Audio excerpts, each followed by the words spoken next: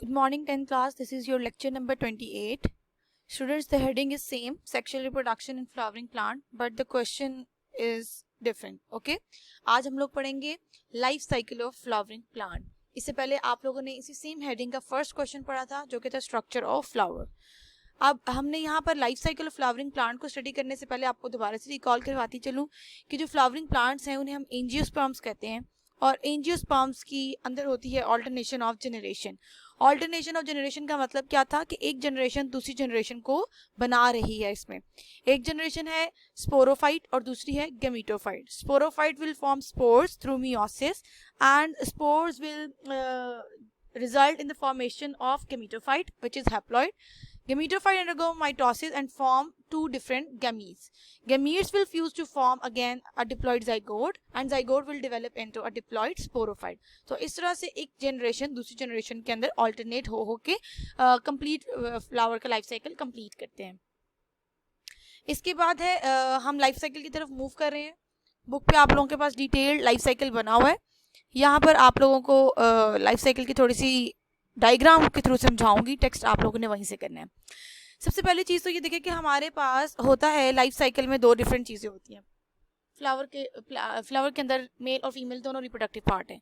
जो ये इलोंगेटेड से पतले पतले से स्ट्रक्चर्स नज़र आ रहे हैं हम कहते हैं स्टेमन, जिसके ऊपर वाला इस मोटा वाला स्ट्रक्चर एंथर है और ये है फिलामेंट. और ये जो अंदर स्वोलन वाला पोर्शन नजर आ रहा है इसे हम कहते हैं female reproductive part which is carpal and it consist on stigma, style, ovary and this structure is called ovule. कल इसके बारे में डिस्कस किया था. ओव्यूल एक ऐसा स्ट्रक्चर है जिसमें फीमेल गमीट्स मतलब एग फॉर्मेशन होती है. अब हम मेल रिप्रोडक्टिव साइकिल की तरफ जा रहे हैं. मेल रिप्रोडक्टिव साइकिल में आप लोगों ने टर्म्स को गौर से सुनना है. ये है एंथर. एंथर को कट करके उसका स्ट्रक्चर दिखाया हुआ है. एंथर के अंदर वो सेल्स होते हैं जो डिवाइड करते हैं और बनाते हैं मेल रिप्रोडक्टिव सेल्स जो कि हैं पोलन ग्रेन्स. ठीक है. अब वो सेल्स एंथर के अंदर वो सेल्स जो डिवाइड होकर बनाएंगे पोलन ग्रेन्स, उन मेन सेल्स को हम कहेंगे microspore mother cell. Previous lecture में भी मैंने आपको बताया था मेल रिप्रोडक्टिव सेल्स को हम माइक्रोस्पोर की टर्म से बताएंगे और फीमेल रिप्रोडक्टिव सेल्स को हम मैक्रोस्पोर की टर्म से बताएंगे. तो मेल रिप्रोडक्टिव सेल जो आगे न्यू सेल्स बनाएगा उसे हम कहेंगे microspore mother cell which is diploid 2n. ठीक है. माइक्रोस्पोर आपने इस टर्म पे नहीं जाना, टर्म सेम है वैसे, लेकिन आपकी बुक में जो मेंशन की हुई है मैं वो बोल रही हूँ. माइक्रोस्पोर मदर सेल जो है ये डिप्लॉइड है और ये स्टार्ट करेगा मेल रिप्रोडक्टिव साइकिल जिसमें मेल रिप्रोडक्टिव सेल्स बनेंगे. माइक्रोस्पोर मदर सेल डिप्लॉइडस में प्रोसेस होगा मियोसिस का और मियोसिस में आपको पता है कि मियोसिस के रिजल्ट में बनते हैं haploid cells. Microspore mother cell meiosis से डिवाइड करके बनाएगा माइक्रोस्पोर्स. क्योंकि ये मियोसिस से बन रहे हैं तो ये हैप्लॉइड होंगे. ओके. अब माइक्रोस्पोर मदर सेल डिप्लॉइड था, प्रोसेस हुआ मियोसिस का, सेल्स बने माइक्रोस्पोर्स, वो थे हैप्लॉइड. अगर आप एक माइक्रोस्पोर का स्ट्रक्चर बड़ा करके देखें तो वो कुछ ऐसे नजर आएगा. उसमें दो न्यूक्लियाई नजर आएंगे आपको. उन दोनों का नाम भी है. एक है ट्यूब न्यूक्लियस, दूसरा है जेनरेटिव न्यूक्लियस. ये दोनों अलग अलग क्यों है? क्योंकि इनके अलग अलग फंक्शंस हैं. अगर हम ट्यूब न्यूक्लियस की बात करें तो इसका नेम इंडिकेट कर रहा है it results in the formation of a long tube. जो यहाँ आपको नजर भी आ रही है, ये लंबी सी ट्यूब नजर आ रही है, ये बनाई है इस ट्यूब न्यूक्लियस ने. लेकिन ये कब बनेगी, कैसे बनेगी, इसको हम लेटर डिस्कस करेंगे जब हम फीमेल साइकिल पढ़ लेंगे. उसके साथ वाला है जेनरेटिव न्यूक्लियस. जेनरेटिव न्यूक्लियस के अंदर होगा प्रोसेस माइटोसिस का और ये बना देगा 2 स्पर्म्स. अब 2 हैप्लॉइड स्पर्म्स बनेंगे इससे. ठीक है. क्योंकि ये हैप्लॉइड सेल है ना, हैप्लॉइड सेल आगे माइटोसिस से भी हैप्लॉइड सेल ही बनाएगा. तो ट्यूब न्यूक्लियस का काम है ट्यूब फॉर्मेशन करना, जेनरेटिव न्यूक्लियस का काम है स्पर्म बनाना और इनमें एक टाइम पर 2 स्पर्म्स बनेंगे. ये हो गया आपका मेल रिप्रोडक्टिव साइकिल कंप्लीट. इसमें आपने देखा एंथर के अंदर जो सेल्स मौजूद हैं उन्हें हम कहते हैं microspore mother cell which are diploid. They undergo the process of meiosis and they will form microspores which are haploid. If we enlarge the structure of a microspore it will appear like this. हम इसे pollen grain कहते हैं जो कि male reproductive cells हैं flower में और इसमें 2 न्यूक्लियाई हैं. The first nucleus is tube nucleus and the other one is generative nucleus. What is the function of this tube nucleus? It will have in the formation of a long tube and generative nucleus will divide through the process of mitosis and it will form 2 sperms और वो sperms भी haploid होंगे. Next हम move कर रहे हैं female cycle की तरफ जो इस स्वॉलन पार्ट में होंगे जो कि कार्पल है. कार्पल के अंदर अगर उसकी ओवरी के स्ट्रक्चर को इनलार्ज करते उसमें ओव्यूल नजर आएगा कुछ ऐसा। ओव्यूल के अंदर एक ही रिप्रोडक्टिव सेल होता है। अगर आप देखो एंथर में तो उसमें बहुत सारे माइक्रोस्पोर मदर सेल्स हैं जो आगे जाके हंड्रेड्स ऑफ पोलन ग्रेन्स बनाएंगे, लेकिन यहाँ पर एक ही सेल होता है, उसे हम कहते हैं मैक्रोस्पोर मदर सेल। देखो यहाँ मेल और फीमेल की बात नहीं होगी, यहाँ पे सिर्फ microspore mother cell, macrospore mother cell लिखेंगे तो आप डिफरेंशिएट कर लेंगे कि माइक्रोस्पोर है तो मेल पार्ट है, मैक्रोस्पोर है तो फीमेल पार्ट है।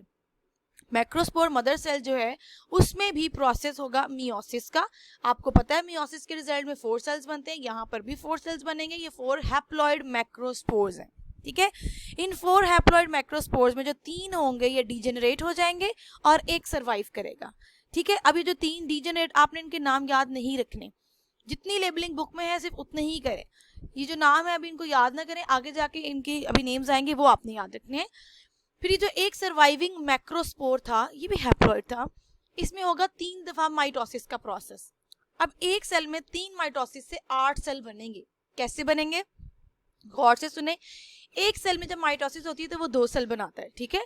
तो जब इस एक सेल में माइटोसिस होगी, ये जो सर्वाइविंग सेल था, इस एक सेल में माइटोसिस होगी तो 2 बनेंगे। उन 2 सेल्स में माइटोसिस होगी तो 4 बन जाएंगे। 4 सेल्स में माइटोसिस होगी तो वो भी डबल हो जाएंगे, तो वो 8 सेल्स बनाएंगे। तो इस तरह से इस एक सर्वाइविंग मैक्रोस्पोर में जो हैप्लॉइड था 3 टाइम्स माइटोसिस होगी और वो टोटल 8 सेल्स बनाएंगे। उन 8 सेल्स की अरेंजमेंट कुछ ऐसे होगी, 3 सेल्स ऊपर की बाउंड्री से अटैच हो जाएंगे, 3 सेल बॉटम पे अलाइन हुए होंगे और 2 दरमियान में होंगे। ये दरमियान वाले न्यूक्लियस का नाम होता है फ्यूजन न्यूक्लियस, ठीक है। मैं वो टर्म्स बोल रही हूँ जो आपकी बुक में है।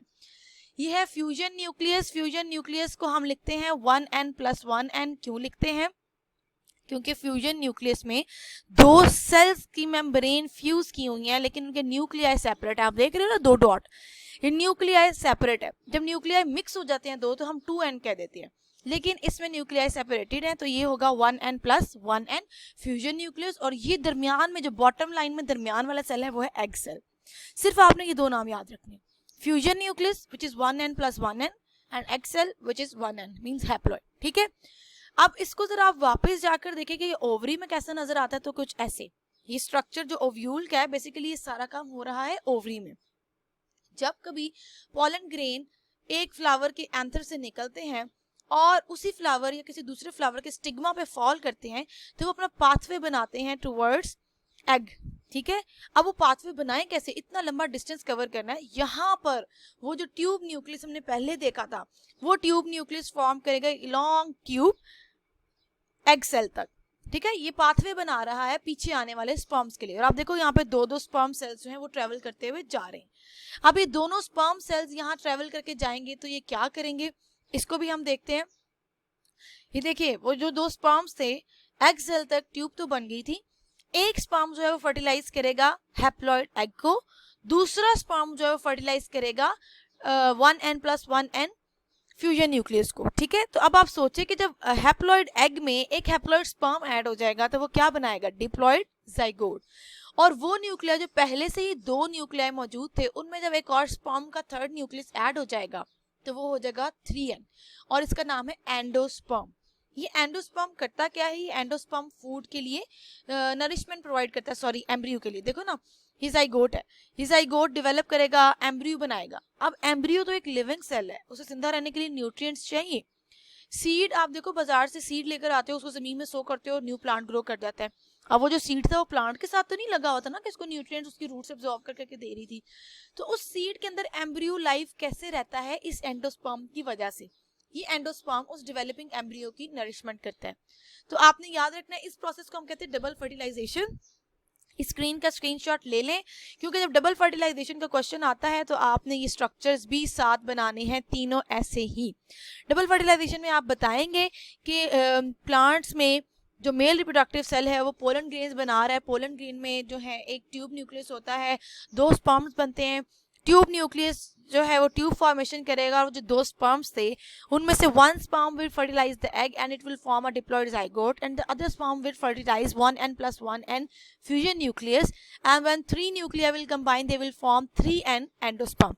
काम क्या है? zygote will develop into embryo and endosperm will form nourishment or food for the developing embryo. ये आपका लाइफ साइकिल कंप्लीट हो गया है. इसमें आपने याद रखना है ओव्यूल की जो वॉल होती है ये सीड कोट बना देती है. ये जो ओव्यूल आपने याद है पीछे जो देखा था, अब ये आप उसमें इन लार्ज स्ट्रक्चर भी देख लें. मुझे 8 सेल्स बने थे माइटोसिस के बाद. 3 ऊपर की बाउंड्री पर अटैच होंगे, 3 नीचे की बाउंड्री पर अटैच होंगे, दरमियान में रह जाएगा फ्यूजन न्यूक्लियस. इस साइकिल को आपने बहुत अच्छे से ड्रॉ करना सीखना है. बुक पे बना हुआ है और डिस्क्रिप्शन भी करनी है.